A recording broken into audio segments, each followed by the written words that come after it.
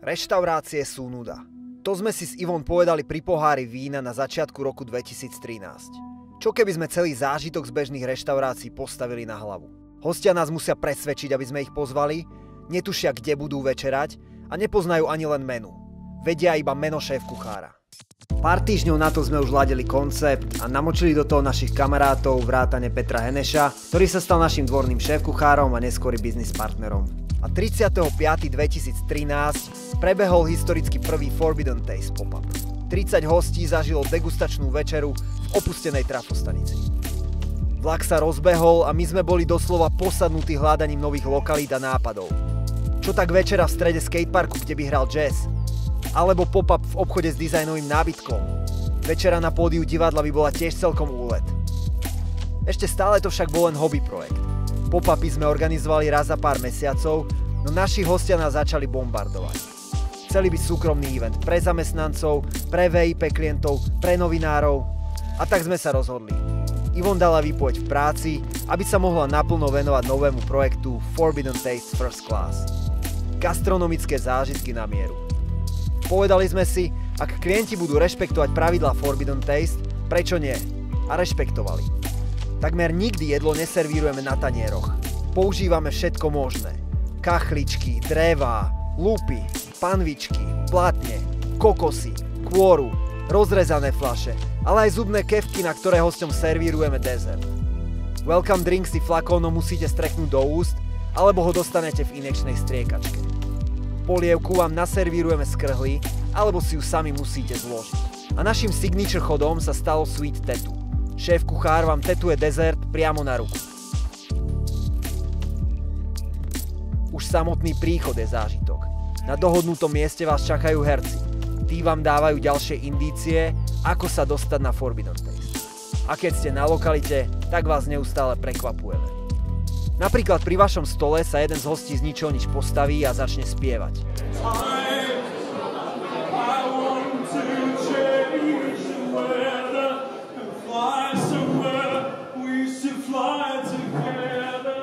Alebo čašníkovi spadne plato a zmení sa na breakdancera.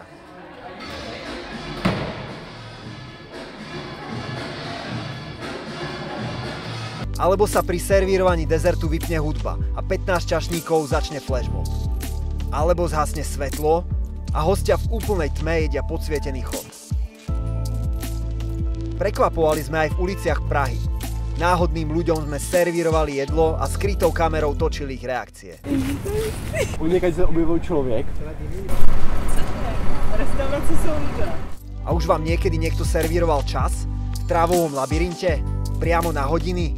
6 chodov? 20 minút? Ani o minútu naviac. So šéf-kuchárom Šahafom Šaptajom sme zas vytvorili koncept Pop Food Art. Na najvyššom poschodí prázdnej office budovy sme pred jej otvorením zorganizovali večer plný umenia. Pred jedným chodom dostali hostia ďalekohľad. Aby sa dozvedeli, čo ich čaká, museli sa ním pozrieť na vedľajšiu budovu. Tam bola nainštalovaná socha graffiti umelca a chod namalovaný na stene. Ďalšou našou srdcovkou bola hudba budúcnosti. Oslovili sme 8 našich kamarátov šéf-kuchárov, ktorých považujeme za budúcnosť a už i súčasnosť československej gastronómie. Každý z nich vytvoril chod zameraný na určitý zmysel. Napríklad pri čuchu vám pod jedlom dymilo seno. Pri hmate ste zas jedli z vetvičiek rukami. Okrem toho bol každý chod spárovaný s hudbou a mal svoj vlastný soundtrack. Zakázanú chuť sme doniesli aj do zahraničia. V Bruseli sme boli súčasťou projektu Brussels in Loft, kde varili šéf-kuchári európskych pop-up reštaurácií. Robili sme eventy pre klientov vo Viedni a samozrejme veľa z nich aj v Bratislave. Tam sme zorganizovali aj verejný pop-up s názvom On the Move.